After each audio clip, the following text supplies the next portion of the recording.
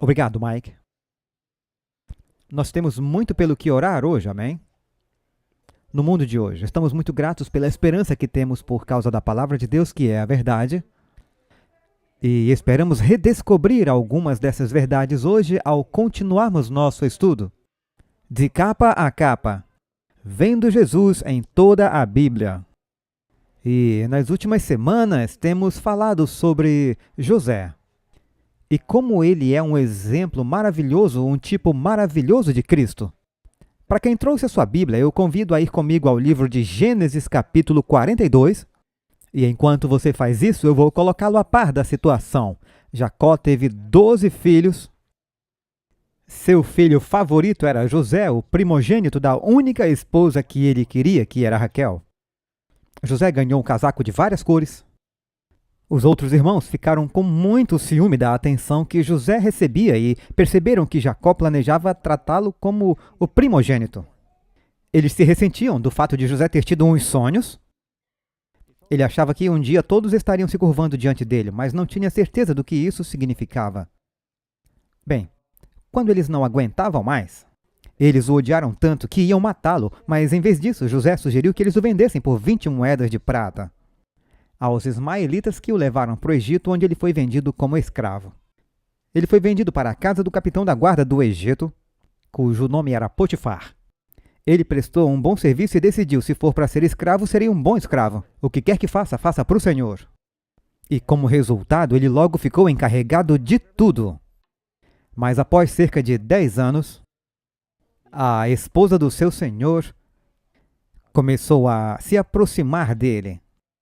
Ele recusou os seus convites, ela o acusou falsamente e José acabou preso. Passou 3 anos na prisão. Agora o faraó tem sonhos e não sabe o que eles significam. Seus sábios não conseguem explicá-lo. Mas o mordomo se lembra de quando esteve na prisão por um curto período com um hebreu que sabia interpretar sonhos, então José é levado ao palácio. E ele interpreta os sonhos do faraó. Eles se impressionam com José cheio do espírito e Faraó diz: "Quem melhor que você para nos preparar para essa fome?" E assim, da obscuridade de uma prisão, em um dia ele passa a ser o primeiro-ministro do Egito, senhor de toda a terra. E ele prepara a nação para a fome que se aproxima. Ele recolhe milho em grande abundância. E por fim, os 7 anos de fome vêm após os 7 anos de fartura, quando eles estavam armazenando todos os grãos. Com certeza, cerca de 1 ano depois dessa fome, José, que agora tem cerca de 39 anos de idade, entre o grupo de pessoas que vêm para comprar, todos precisam passar por José. Eram pessoas que vinham comprar grandes quantidades para seus países e suas tribos. Os filhos de Jacó aparecem. José os reconhece, mas eles não o reconhecem. Agora é mais ou menos aqui que começa a nossa história. A Bíblia nos diz que esse é outro exemplo de Jesus. Você pode ler aqui em Gênesis 42, verso 8. José reconheceu seus irmãos, mas eles não o conheceram. E eu li isso na versão King James, porque lembramos que Jesus disse: "Esta é a vida eterna", João 17, "para que te conheçam." E que o Senhor declarará aos perdidos no grande julgamento, ele dirá: "Não vos conheço." É imperativo que conheçamos o Senhor. José os conheceu, Deus sabe tudo, mas eles não o conheceram. Por isso ele quer saber se eles são os mesmos homens que foram tão coniventes, invejosos e astutos, que estavam dispostos a vender e a matar o irmão se Rúben não tivesse intercedido. E ele é vendido como escravo. Sua preocupação agora é com Benjamim, o seu irmão mais novo. Então ele lhes diz: "Vocês devem ser espiões." Ele fala por meio de um tradutor. Ele tem a aparência totalmente de egípcio agora. E eles disseram: "Espiões? Sim, vocês vieram para ver que por causa da fome estamos fracos e talvez nossos exércitos não possam lutar. Eu posso dizer que vocês são espiões." Não, nós éramos 12 irmãos de um homem e viemos... Veja, um deles ainda está com o pai. E então eles percebem que as contas não batem e dizem: "Um não está mais vivo." José olha para eles e diz: "Sim, eu sei disso." E ele os lança na prisão por 3 dias. "Vocês são espiões. E Tudo que José faz tem uma razão por trás. Quero dizer, ele é um homem muito bem-sucedido. Você pode ler em Romanos 12:11, não negligentes na diligência, fervorosos no espírito, servindo ao Senhor, que descreve José, fiel seja nas pequenas coisas. Então ele refletiu sobre isso e pensou, eu preciso descobrir, eu preciso testá-los um pouco mais. Às vezes o Senhor precisa nos testar. Ele permite que eles provem seus sofrimentos. Ele não os deixa na cadeia por 3 anos, ele os deixa por 3 dias. Para que eles experimentassem esse sofrimento. Você e eu nunca saberemos o que Jesus passou para nos salvar, mas às vezes ele nos deixa partilhar de seus sofrimentos. Então ele tira 9 deles da prisão e diz, eu vou ficar com um. E deixa Simeão. Simeão tinha sido o líder dos que queriam assassiná-lo. Simeão também é o segundo filho logo depois de Ruben. E José diz aos outros, eu vou dar grãos a vocês, podem comprar grãos. Levem para suas famílias e quando voltarem para pegar mais grãos, tragam-me seu irmão mais novo para provar que não estão contando história. E só então eu vou deixar Simeão ir embora. E ele é muito claro e inflexível. E então, no caminho para casa, e eles ficam atônitos ao descobrir, lembre-se que é uma viagem de 400 quilômetros, portanto, quando eles estão voltando para Canaã, não é como ir até o McDonald's. É uma longa viagem. No caminho para casa, um deles para e abre o saco de grãos. Os outros ainda não tinham feito isso porque estavam esperando para distribuí-lo quando chegassem em casa. E ele fica surpreso ao descobrir que a bolsa de dinheiro que ele havia trazido para comprar o grão está de volta no saco. E eles ficam muito assustados com isso. E então eles voltaram para casa. E agora lemos em Gênesis 42, verso 35. E aconteceu que quando esvaziaram seus sacos, surpreendentemente o maço de dinheiro de cada homem estava em seu saco. E quando eles e seus pais viram os maços de dinheiro, ficaram com medo. Agora, a maioria de nós, se encontrássemos um maço de dinheiro em nosso saco, diríamos glória a Deus, não? Mas esse dinheiro é como se você encontrasse dinheiro na sua bolsa e dissesse, isso é da máfia. Aí acaba a alegria. E eles têm esse dinheiro que é do líder do Egito, que acabou de prender um de seus irmãos. E eles pensam, isso está cada vez pior. Agora ele vai nos acusar de roubo. Não é como Abraham Lincoln, que andou 16 quilômetros para devolver 25 centavos. Eles andaram mais de 400 quilômetros e pensaram, temos que levar isso de volta. Mas temos que pensar bem, não podemos voltar sem nosso irmão mais novo. Eles contaram a Jacó e disseram que o homem da terra falou severamente e manteve Simeão como refém. E para tirar Simeão de lá, temos que mostrar que de fato temos um irmão mais novo. E Jacó diz, que ideia é essa? Por que vocês disseram a ele que tinha um irmão mais novo? E eles disseram, como poderíamos saber que ele perguntaria isso? Eles todos estão confusos com o que está acontecendo. E no verso 37, Ruben diz ao seu pai, mate meus 2 filhos se eu não o trouxer de volta. Entrega-o em minhas mãos. Eu o trarei de volta. Ele está indo buscar seu irmão Simeão. Não tinha nada a ver com comida naquele momento.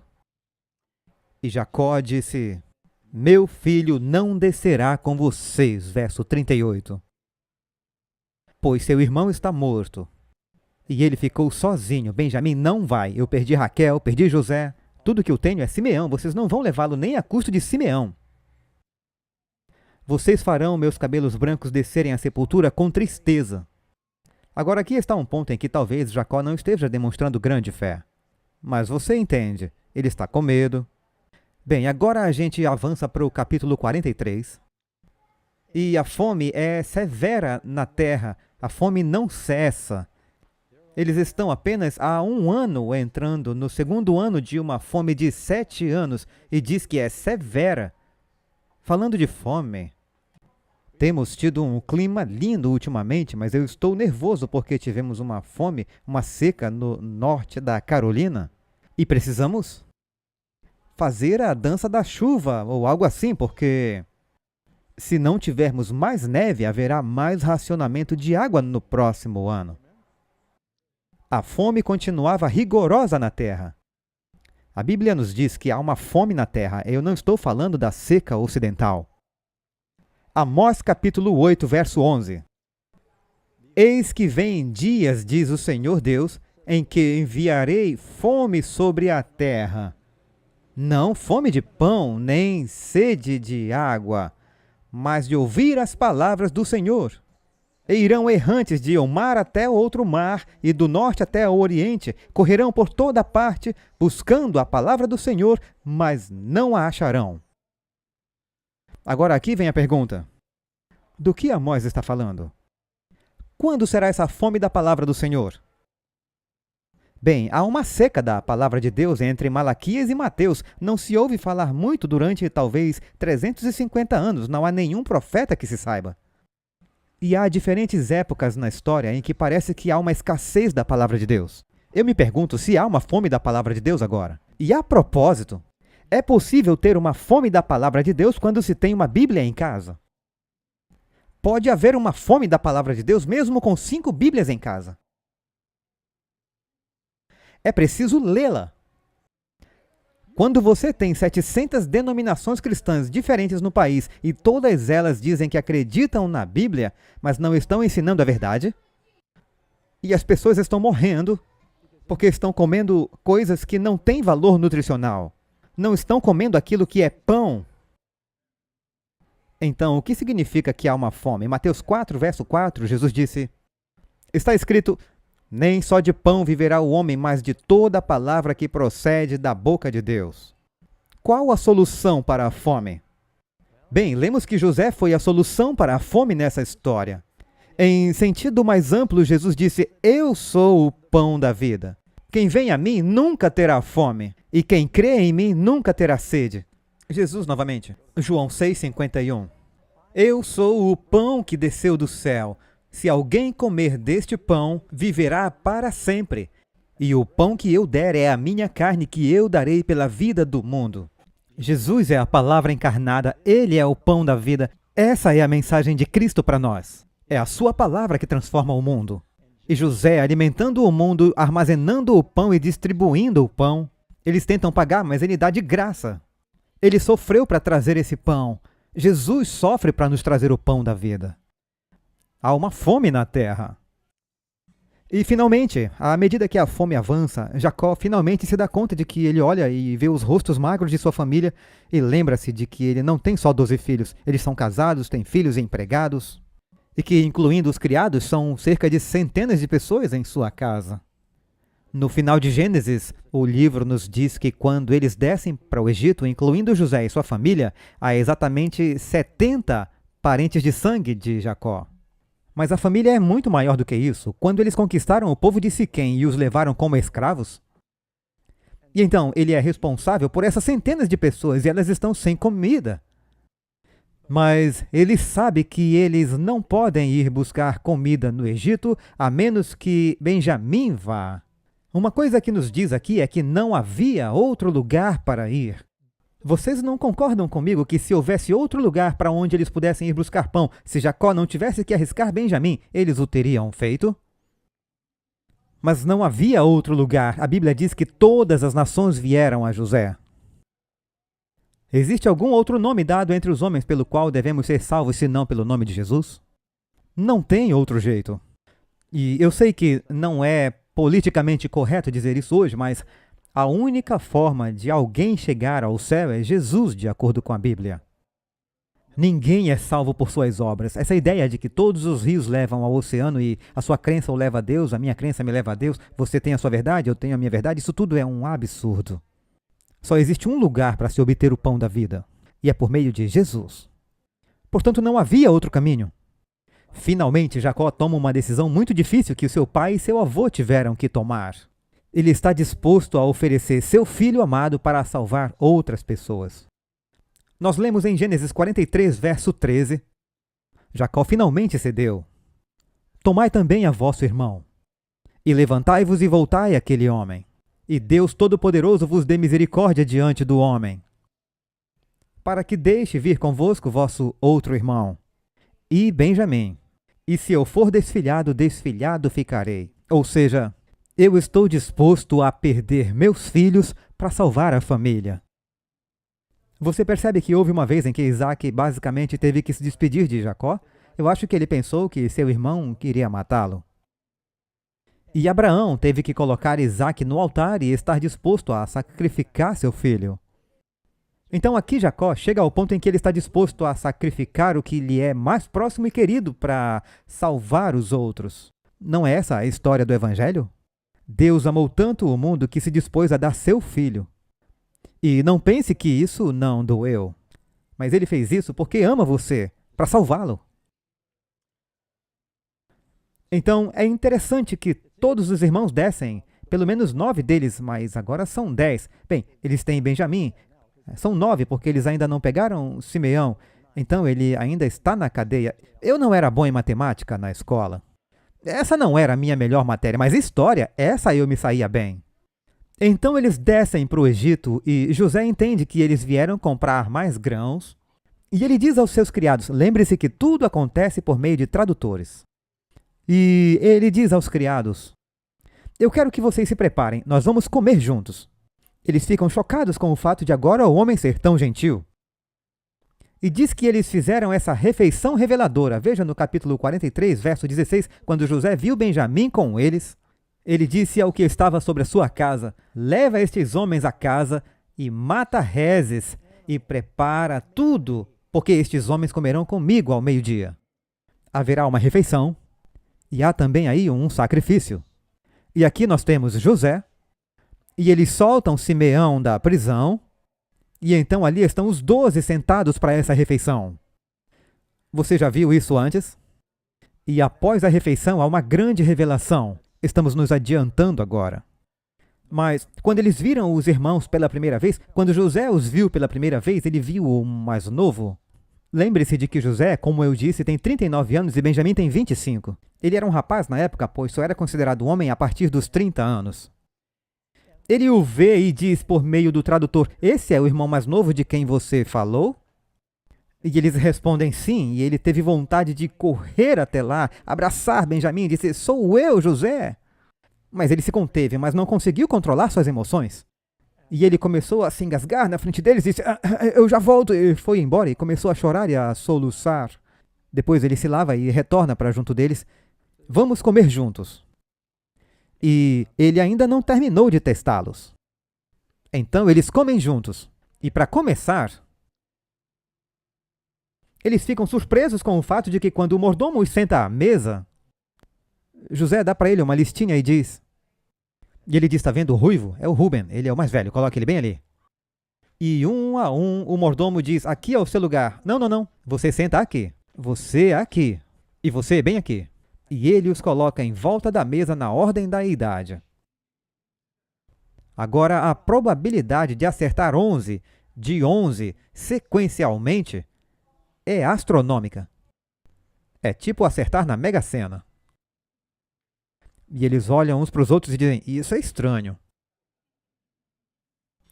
E quando estão comendo, José não se sente bem com eles, porque para a maioria dos egípcios, os pastores eram uma ocupação abominável. Eles eram sujos e não comiam com eles. Então José está na sala, mas ele está comendo numa mesa, talvez com seus empregados e sua família.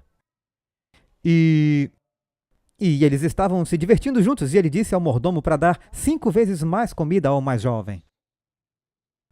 Agora eles estavam felizes, mas a fome era grande, e agora eles estão em um banquete. A maioria deles estava feliz com o que tinha. A maioria das crianças fica feliz com uma casquinha de sorvete até você dar 2 para o irmão dela. Daí elas não ficam mais tão felizes. Eu quero que você dê 5 vezes mais para Benjamim. Ele quer ver se eles vão reagir, com desprezo e ciúme ou se mudaram. E eles ficam olhando o mordomo empilhando comida no prato de Benjamim e dizem, isso é estranho, mas tudo bem. Eles não reagem, e então isso é um bom sinal. Mas eu vou dar um passo adiante. Então, depois que eles fizeram essa refeição, a propósito, como José diz, eu quero comer com vocês. Veja Lucas 22, Jesus nos diz no verso 8, ide e preparai-nos a Páscoa para que a comamos. José diz ao mordomo, prepare para que possamos comer. Você encontrará muitas das mesmas palavras na história de José que você encontra nos evangelhos. E em Lucas 22, verso 15, Jesus diz, desejo ardentemente comer esta Páscoa com vocês antes de sofrer. José queria estar com seus irmãos e se revelar. Então, o que José faz é... ele diz ao mordomo, deem a ele toda a comida que puderem carregar. E ele disse, pegue a minha taça, com a que eu sempre janto, e coloque-a no saco de grãos dos mais novos. E ele identificou qual deles é Benjamim. Coloque todo o dinheiro de volta na boca dos seus sacos. De novo. Agora, quando eles voltaram do jantar, eles disseram ao mordomo, se pudermos falar com o senhor por um minuto, nós temos que contar uma coisa. Da última vez que estivemos aqui, nós compramos grãos, chegamos em casa, nosso dinheiro estava nos sacos. Trouxemos o dinheiro de volta. Eles são honestos. Eles confessaram que o dinheiro estava em suas bolsas, trouxeram de volta e disseram, trouxemos o dobro para comprar mais. E o mordomo disse, não fui eu. Deus colocou o dinheiro em suas bolsas. Não se preocupem, guardem. Agora eles vão comprar mais grãos. Ele põe mais dinheiro na bolsa deles. Ele não os deixa comprar o pão porque não se pode pagar pela salvação. Jesus é um presente. Além disso, ele pega o cálice, esse cálice ornamentado e caro, e o coloca no saco de Benjamim. Então todos eles dizem obrigado, recebem Simeão, estão a caminho de casa, dão glória a Deus, tem bastante comida, temos nosso dinheiro, temos os 2 irmãos, papai vai ficar muito feliz. E eles chegam à primeira parada para dar água aos burros e camelos. E o mordomo-chefe vem correndo com um contingente de soldados. E ele diz, vocês não sabiam que o meu mestre está ligado ao divino? Como ousam, depois de tudo o que fizemos por vocês, roubar o cálice? É quase como se eles usassem essa linguagem para que você possa entender o grande problema da história. Eles não assassinavam pessoas na época da Bíblia com metralhadoras. Elas eram envenenadas. Talvez com cicuta ou algo assim. E uma das maneiras pelas quais os líderes evitavam o envenenamento era ter mordomos e padeiros que testavam o sabor de todos os alimentos para ter certeza de que estavam seguros. E eles também amedrontavam as pessoas, dizendo que tudo que o rei ou o primeiro-ministro bebesse naquela xícara especial, essa xícara especial revelaria qualquer veneno. E é verdade que se você tiver uma xícara de cobre ou de prata, certos produtos químicos e o arsênico aparecerão nas bordas. Ocorrem algumas reações químicas que, pelo que eu li, pode haver alguma verdade científica nisso. Então temos esse cálice especial, que ele usa para determinar se o vinho que ele bebe é seguro. E eles disseram, você roubou a taça real. E os irmãos que são convidados disseram, nunca faríamos algo assim, estamos surpresos por terem sugerido tal coisa, nós trouxemos seu dinheiro de volta, por que roubaríamos sua taça? Chequem nossas malas, e se encontrar a taça na mala de alguém, todos nós seremos seus escravos. E ele disse, não, todos não, mas se eu encontrar a taça na bolsa de alguém, essa pessoa será meu escravo. E eles disseram, é justo. Então o mordomo começou um por um, não sei se ele estava apenas criando suspense. Começa por Rubem, o mais velho. Ele passa por todos eles que ficam pensando com as mãos nos quadris, nós dissemos que nunca faríamos isso, e finalmente eles pegam Benjamim. E ele abre o saco com todos eles observando e retira os grãos. E lá está o cálice de prata de José. Todos ficam atônitos. E rasgam suas roupas, um grande sinal de luto. Por isso ter acontecido, você percebe que está ocorrendo um teste com uma taça sagrada. Você acha que a taça faz parte da vida de Cristo? Um dia, os discípulos Tiago e João foram até Jesus e disseram, queremos nos sentar à sua direita e à tua esquerda. Vocês não sabem o que estão pedindo. Vocês podem beber o cálice que eu devo beber? E ser batizados com o meu batismo? Eles disseram, claro que podemos. E ele disse, de fato, vocês serão batizados com o meu batismo. E na última ceia, Jesus disse, tomem este cálice, é um símbolo de seu sangue. É um símbolo da nova aliança. Esse é o novo vinho dos novos ensinamentos de Jesus. Ou eu devia dizer novos ensinamentos de Jesus. E então, no jardim do Getsêmani, Cristo ora, e você pode ler isso em Marcos capítulo 14, versículo 36. Abba, Pai, todas as coisas lhe são possíveis. Afasta de mim este cálice. Todavia, não seja o que eu quero, mas o que tu queres. E assim, este cálice realmente se torna uma espécie de teste definitivo. Será que ele vai render sua vontade à vontade do Pai? E o cálice também se torna um teste na história de José. Observe o que acontece aqui. Quando eles descobrem, primeiramente, eles estão olhando diretamente para Benjamim e pensando: o que você está pensando? Que você poderia pegar a taça do primeiro-ministro? E Benjamim: eu não fiz isso, está na sua bolsa. E eles estavam realmente lutando com tudo isso e se perguntando. E então eles voltaram. O mordomo disse: vocês podem ir embora. Eles disseram: não, vamos voltar todos juntos. Algum deles poderia ter dito: bem, vocês estão por conta própria. Mas todos voltaram juntos. E você precisa ouvir isso. Essa é uma das passagens mais bonitas da Bíblia, né? Em que eu tenho uma Bíblia nova aqui e as páginas grudam umas nas outras. Eles voltam e ouçam o discurso. Vá para capítulo 44 de Gênesis, por favor. Então rasgaram suas vestes, verso 13, e carregaram seus jumentos de volta, porque tinham tirado os sacos para serem revistados. E veio Judá com os seus irmãos. Agora, por que Judá é importante? Finalmente, Judá disse a Jacó: mande o rapaz comigo e eu o trarei de volta. Jacó finalmente concorda quando Judá diz: mande o rapaz comigo. Ele não diz isso a Ruben. Lembre-se que Ruben se comportou mal com a sua madrasta. Mas Judá perdeu 2 filhos.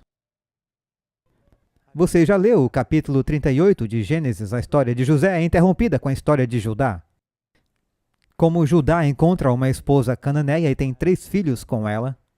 E por fim, um deles se casa com Tamar e morre. O segundo filho toma para si a esposa e também morre. E Judá não quer dar seu terceiro filho, Selá, a Tamar. E essa família é uma bagunça. Judá, sem querer, é seduzido por sua nora viúva e tem 2 filhos com ela. E eles se tornam ancestrais de Jesus. A árvore genealógica de Jesus tem histórias interessantes. Mas Judá perdeu 2 filhos. Então Judá disse: pai, eu sei como se sente. Mande-o comigo e eu o trarei de volta. Serei fiador dele. Eu vou voltar, eu vou sacrificar a minha vida, custe o que custar. Então Judá é quem fala aqui. Gênesis 44, verso 14. E veio Judá com seus irmãos à casa de José. Ele ainda estava lá desde o jantar. E eles se prostraram diante dele no chão. Como se chama isso? Estão se curvando. José não havia sonhado isso? E eles se prostram diante dele no chão e estão mais humilhados do que a primeira vez depois de tudo isso. E disse-lhes José: que é isso que fizestes? Não sabeis vós que um homem como eu pode muito bem adivinhar? Agora, com a palavra adivinhação, você pode pensar que ele pratica bruxaria. Provavelmente não é isso que ele está querendo dizer. Ele quer dizer que eu sou guiado pelo Espírito. Eu tenho discernimento espiritual. E ele estava certo, ele era um profeta. José foi quem profetizou. Você sabia disso? Veremos isso mais tarde. José também profetizou a fome. Por que vocês fizeram isso? É muita ingenuidade pensar que se pode roubar a Deus, certo? Nós podemos fazer essa analogia aqui. Judá não diz: fomos incriminados, o que de fato eles foram. A propósito, eles estão recebendo algo que não mereciam. Eles deram a José algo que ele não merecia? Dizem que tudo que vai volta. Jacó enganou seu pai para ganhar a primogenitura. Os filhos de Jacó o enganaram quando José foi vendido. Judá diz: o que vamos dizer ao meu senhor? O que vamos falar? Não temos nada a dizer, simplesmente nos dê sua graça, clamamos, é o que ele diz. Como devemos nos limpar? Ele não está dizendo como limparemos Benjamim. Ele diz: estamos todos nessa. Como devemos nos limpar? Deus descobriu a iniquidade de seus servos. Que iniquidade ele está confessando? Eles venderam o próprio irmão. Na verdade, mais cedo, José os ouviu confessar uns aos outros: Deus está nos punindo pelo que fizemos. Ele ouviu isso. Ele disse: Deus descobriu a iniquidade de seus servos. Aqui estamos, meu senhor, escravos, nós e aquele com quem a taça foi encontrada. Todos eles estavam se oferecendo a José como escravos. Tanto nós como aquele com a taça. Mas ele disse: longe de mim que eu tal faça. O homem em cuja mão o copo foi achado, esse será meu servo. Porém, vós subi em paz para o vosso pai. Aqui é o grande teste. Vocês podem ir. Podem pegar seus grãos, suas sacolas e tudo mais. Vão até seu pai, mas o irmão mais novo ficará comigo. Aqui você vê que houve uma grande mudança de atitude, em que agora eles amam a seu irmão mais do que a si mesmos. Então Judá se aproximou dele e disse, e ele se aproxima e agora ele está intercedendo por seu irmão. Ó Senhor, por favor, permita a teu servo falar uma palavra e não se acenda a tua ira contra o teu servo. Para falar com um monarca naquela época era preciso ter muito cuidado. Eu lembro quando fomos a Camarões, na África, nos levaram para nos reunirmos com o vice-presidente e o administrador, e antes de irmos, ele nos disse, esse é o protocolo. Quando vocês entrarem, não digam nada, a menos que sejam solicitados a falar. E ele foi enfático em dizer, ele fala primeiro. E se sobrar tempo, quando ele terminar, você pode pedir permissão para falar. Então Judá estava falando com uma autoridade, mas Judá disse, nós sequer temos o direito de falar, mas por favor, deixe-me dizer uma palavra. Não deixe que a sua ira se acenda contra o seu servo. Pois o Senhor é como o faraó. Meu senhor perguntou aos seus servos, dizendo, tendes vós pai ou irmão? E dissemos ao meu senhor, temos um pai velho e um filho da sua velhice, o mais novo, cujo irmão é morto. O que eles acham que aconteceu com José? Normalmente, quando você é vendido como escravo no Egito, você é comprado para algum tipo de trabalho pesado. O tempo de vida é muito curto e já havia se passado 21 anos. Eles achavam que se ele tivesse sido mandado para as minas, para quebrar pedras ou colocado nos campos ou algo assim, ele já estaria morto. Especialmente se ele começasse a contar seus sonhos. E ele está morto.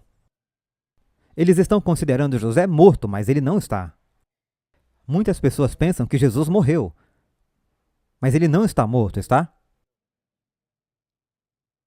E ele é o único que restou dos filhos de sua mãe, e o seu pai o ama, porque Deus amou o mundo de tal maneira. Então tu disseste a teus servos, trazei-mo a mim e porei os meus olhos sobre eles. E nós dissemos, aquele moço não poderá deixar a seu pai. Se deixar a seu pai, este morrerá. Agora eles estão falando com José sobre seu pai. E o próprio fato de que, no momento em que estão falando, Benjamim não está com seu pai. Então tu disseste a teus servos, se vosso irmão mais novo não descer convosco, nunca mais vereis a minha face. E aconteceu que, subindo nós a teu servo, meu pai, e contando-lhes as palavras de meu senhor, disse nosso pai, voltai e comprai um pouco mais de mantimento. E nós dissemos, não podemos descer se nosso irmão menor não for conosco. Pois não poderemos ver a face do homem se este nosso irmão menor não estiver conosco. Então disse-nos teu servo, meu pai, vós sabeis que minha mulher me deu 2 filhos. E um ausentou-se de mim, e eu disse, certamente foi despedaçado. E não o tenho visto até agora. Agora, Jacó já sabe o que aconteceu com José? Os irmãos conseguiram manter isso em segredo por um longo tempo. Eu não o vejo desde então, mas se você tirar este também de mim e uma calamidade se abater sobre ele, você levará minha cabeça grisalha com tristeza para a sepultura. Agora, pois, quando eu for ter com teu servo, meu pai, Judá está dizendo a José, quando eu for ao teu servo, meu pai, e o menino não, pois a vida dele está ligada à vida do menino. O pai e o filho estão ligados numa só vida. E acontecerá que, quando ele vir que o menino não está conosco, ele morrerá. Quando Jesus sofreu, o pai sofreu com ele. E teus servos farão descer as cãs de teu servo, nosso pai, com tristeza à sepultura. Pois teu servo, Judá diz, pois eu, teu servo, se deu por fiador por este moço. para com meu pai, dizendo: se eu o não tornar para ti, serei culpado para com meu pai por todos os dias. Agora, portanto, por favor, deixe teu servo ficar. Judá está dizendo: deixe-me ficar em vez do moço. Ele está dizendo: estou me oferecendo como substituto. De qual tribo Jesus veio? Judá. E aqui você está vendo a história se desenrolando. Jesus se oferece como substituto por todos. Ele diz: eu pagarei por seus pecados. Deixe-me ficar aqui em vez do moço. Como escravo, eu estou disposto a ser escravo. E deixe o rapaz subir com os seus irmãos. Agora José teve todas as suas perguntas respondidas. E ele está satisfeito. Vá para o capítulo 45, verso 1. Então José não se podia conter diante de todos os que estavam com ele. Ele começou a desmoronar. Você já viu um homem começando a chorar? Ele tenta não chorar. É muito feio. Sim, eles começam eles estão lutando contra isso e seus rostos se contorcem e eles meio que se balançam um pouco e é como se estivessem tendo uma convulsão. As mulheres não, elas liberam logo o choro, mas os homens não, eles lutam contra. E José ele começa a ter convulsões e a colapsar, eles podem ver a angústia em seu rosto. E ele não quer que os egípcios estejam ali e vejam o que está acontecendo. Ele então pede ao mordomo que coloque todo mundo para fora. Menos seus irmãos, então todos os egípcios saíram. E ninguém ficou com ele quando José se deu a conhecer a seus irmãos. Existe uma relação especial que Jesus tem com o seu povo que ninguém mais tem, amém? E ele os conhecia de uma certa forma porque eram da família. Todos os outros saíram. Você é parte dessa família? Você o conhece tão bem? Ele ainda não contou nada a eles. Todos os egípcios saíram e, de repente, o vizir, o governador, o primeiro-ministro, o número 2 do faraó, do maior império do mundo naquela época, são os que construíram as pirâmides. As pirâmides ainda brilhavam no tempo de José. Ele começa a desmoronar, ele está chorando e soluçando. Eles pensam que esse cara é bipolar. Há algo de errado com ele. Quer dizer, ele tem agido de forma muito estranha. Nos chama de espiões e então somos acusados de roubar sua taça e agora ele está tendo um colapso e eles estão assustados, eles não sabem o que está acontecendo. Então José diz, vá para o verso 3. José diz a seus irmãos, eu sou José. Agora ele não está falando em egípcio. Ele diz claramente na língua deles, ele olha para eles e diz, eu sou. Jesus diz, antes de Abraão existir, eu sou. Moisés disse, quem eu devo dizer que nos enviou quando eu for ao faraó? Jesus ou Deus são o mesmo. Diz a Moisés, eu sou o que sou. José diz, eu sou. Meu pai ainda vive? Eu já disse que quando eu chegar ao céu, eu quero ver alguns vídeos.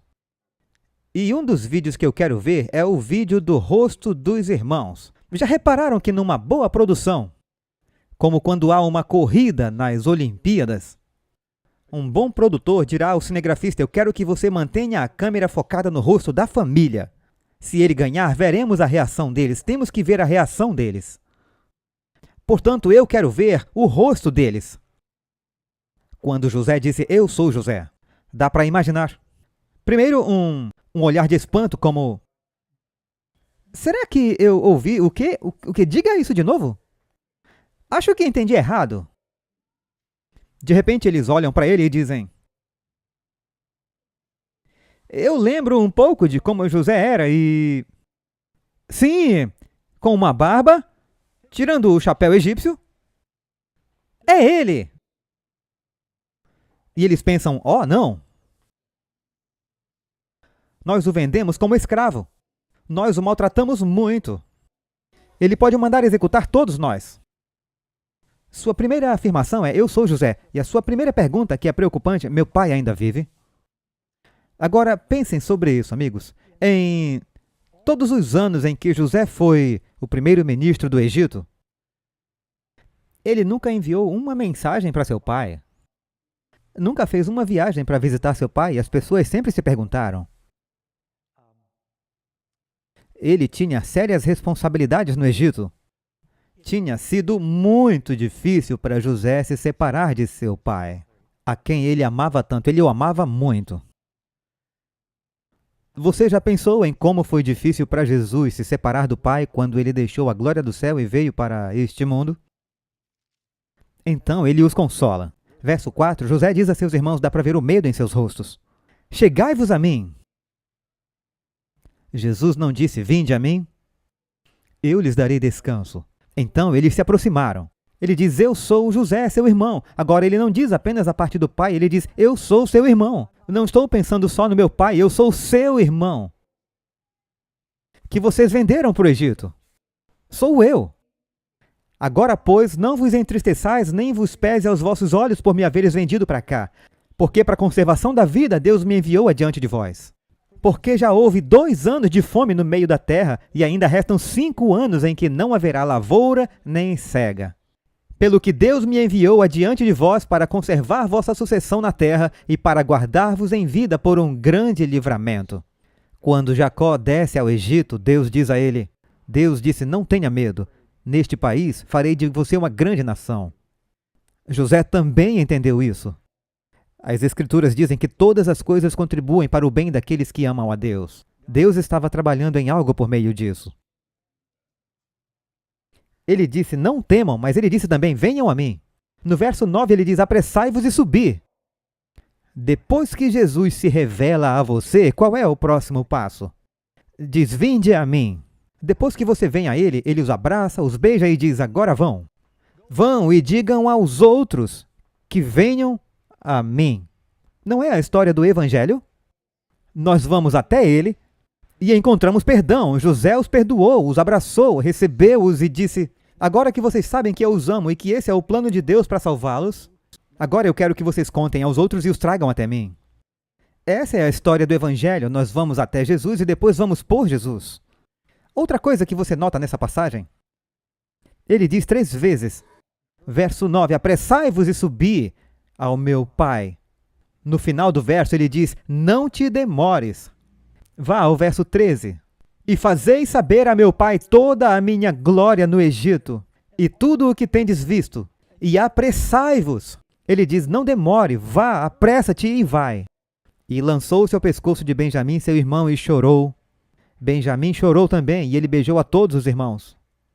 Ele os carregou. Ainda tem muita coisa aqui. Diz que ele dá tudo o que precisam para a viagem. Num determinado momento ele diz, não se preocupem com seus bens, verso 20. Não se preocupem com suas coisas. Quando começamos a seguir Jesus, não precisamos levar nada para segui-lo. Eu darei tudo o que precisam. E no verso 22 diz, a todos lhes deu, a cada um, mudas de roupas. Mas a Benjamim deu 300 peças de prata e 5 mudas de roupa. E observou a reação deles. Naquele momento, eles nem se importaram com isso. E ele disse ao seu pai, ele enviou a seu pai uma mensagem por eles. Jacó ficou muito feliz ao ver Benjamim. Simeão está ali e eles vão até Jacó e dizem, tudo bem, prepare-se, pai. José ainda está vivo, verso 26. E ele é o governador de toda a terra do Egito. E o coração de Jacó desmaiou. Ele não só está vivo, ele é o rei do mundo. A Bíblia diz que Cristo é Senhor sobre todos, amém? Finalmente, Jacó não pode acreditar, mas diz que ele vê os carros, a caravana está vindo com os carros e coisas do Egito para trazer todos de volta. O texto diz que finalmente Jacó acreditou e reviveu o seu espírito. E Israel disse, basta, ainda vive meu filho José. Eu irei vê-lo. Ele ainda não o viu, mas acredita na palavra do relato. Amigos, Jesus está vivo, acreditem em mim. E o que ajudou Jacó a acreditar é que ele viu os presentes que foram enviados. Quando vemos os dons do Espírito, cremos que Jesus está vivo. Então Israel segue sua jornada, para em Siquém, renova sua aliança com Deus, oferece seu sacrifício e Deus fala com ele ali. Judá é enviado à frente de José para preparar o caminho. É interessante, novamente, que Judá seja enviado à frente de todos os irmãos. E, finalmente, após fazer aquela viagem, nos carros e tudo mais, eles dizem que seu pai chegou. José sai para encontrar seu pai. E outro vídeo que eu quero ver é aquele em que José, com sua comitiva e seus soldados, desce de sua carruagem e ele corre para encontrar seu pai, que agora está desmontando de uma carroça e está andando com uma bengala porque ainda manca da luta com um anjo. O pai e o filho se abraçam e eles foram separados. Por que foram separados? Para salvar muitas vidas. José é um grande salvador. José é um grande doador de pão. José é um grande perdoador nessa história. E ele está nos ensinando algo sobre Jesus. Jacó fica tão feliz quando vê isso e diz: agora eu posso morrer em paz, porque eu vi que meu filho está vivo. Quando Jesus nasceu, Simeão disse no templo: agora eu posso morrer em paz, pois meus olhos viram a salvação de Deus. Durante toda a história de José, vemos pecinhas de quebra-cabeças da vida e da história de Jesus. No final, Jacó envelhece e encontra o faraó, e a Bíblia diz que ele abençoa o faraó, pois ele é maior que o faraó. E Jacó vive 147 anos. Ele vive uma vida abençoada lá. José viveu 110 anos, e quando José estava morrendo, eu quero que você vá para o último capítulo de Gênesis. Eu espero que vocês leiam suas Bíblias, pois nós somos abençoados pelo que lemos. Vão para o capítulo 50. Depois que Jacó abençoa os filhos de José, abençoa todos os seus filhos. Depois que Jacó morre, os filhos ficam um pouco preocupados. Agora que o pai morreu, eu me pergunto se José vai se vingar. José chora novamente e ele diz: não temais, eu vos sustentarei, eu perdoei vocês. E eles duvidam desse perdão. Não se preocupem. Vós intentaste mal contra mim, mas Deus o intentou para o bem. Para fazer como se vê, Gênesis 50, verso 20, para fazer como se vê neste dia, para conservar muita gente com vida. No último capítulo de Gênesis você vê a história da salvação. E então, a última profecia em Gênesis, José diz no verso 25, eu morro, verso 24, Deus certamente vos visitará e vos fará subir desta terra, a terra que jurou a Abraão, a Isaque e a Jacó. E José os fez jurar: Deus certamente vos visitará, e fareis transportar os meus ossos daqui, quando ele os visitar e enterrá-los na terra prometida. É interessante que, quando David Livingstone morreu no coração da África, seus amigos o amavam tanto. Um deles era um escravo que ele havia libertado dos traficantes. E eles carregaram seu corpo mumificado por 11 meses. 1.600 quilômetros até Zanzibar para o Conselho Britânico. 2 amigos, é desses que precisamos. Os filhos de Israel carregaram o corpo de José durante todos esses 40 anos. Quando eles atravessaram, entre 2 milhões de pessoas havia um caixão. E até hoje você ainda pode ver o caixão de José. Está em Siquém, há uma foto dele na tela. Eles precisaram disso para atravessar para a terra prometida. Lembrando o sacrifício de José, amigos, vocês precisam lembrar o sacrifício de Jesus, se quiserem entrar na terra prometida, amém? Sou só eu ou você também vê Jesus na história de José? Amém. Ele está tentando nos dizer que podemos confiar em sua palavra. Você encontra todo o plano de salvação ali. José, em seus sofrimentos, em seu perdão, em sua humildade, em seu estado de exaltação, tudo isso é um retrato de Jesus. De modo que vemos do Gênesis ao Apocalipse. Todo o volume escrito do livro é sobre Cristo, amém? Continuaremos com mais histórias dessa série no futuro, mas eu espero que ao ouvirem essa história de José, em seus próprios corações, percebam que se trata de aceitar o perdão que Cristo oferece. José sofreu para que outros pudessem ser perdoados. Ele sofreu pelos pecados deles. E Jesus sofreu pelos seus pecados. E você precisa crer nisso e que ele o perdoa. Às vezes, um irmão nos pergunta se ele realmente nos perdoou. E ele chorou e disse, sim, eu perdoo. Nossa vida é diferente quando temos essa certeza. Quantos querem ter essa certeza? Vamos orar. Pai amoroso, somos gratos por Tua palavra e a verdade, pelas imagens que vimos de Jesus e seu perdão, o amor do Pai pelo Filho, o sacrifício, mesmo na história de Judá, que estava disposto a dar sua vida como substituto e ser um escravo. Senhor, como o povo do Egito disse a José, Tu nos salvaste, nós seremos teus servos. Essa é a nossa oração nesse momento, Senhor. Tu nos salvaste, seremos teus servos. Eu oro para que o Senhor abençoe cada um de nós com teu Espírito e nos dê a mente de Cristo, em nome de Jesus. Amém.